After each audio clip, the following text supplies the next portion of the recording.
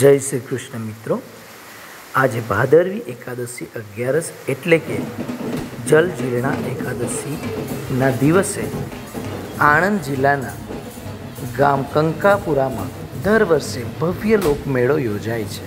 આ મેળામાં ભગવાન રામચંદ્રજીની ભજન કીર્તન સાથે શોભાયાત્રા નીકળે છે અને આ શોભામાં ખૂબ મોટી સંખ્યામાં લોકો જોડાય છે અને આ શોભાયાત્રા ગામમાં આવેલા દંડ પ્રાણેશ્વર તળાવ સુધી જાય છે અને ત્યાં તળાવમાં ભગવાનને સવામણ પથ્થરની એટલે કે 25 કિલોની કુંડીમાં બેસાડીને જલવિહાર કરાવવામાં આવે છે. મિત્રો, આ કળિયુગમાં પણ સવામણ પથ્થરનું તરવું કોઈ સામાન્ય વાત નથી અને આ ક્ષણોના દર્શન કરીને મેળામાં પધારેલ સૌ કોઈ ધન્યતા અનુભવે છે.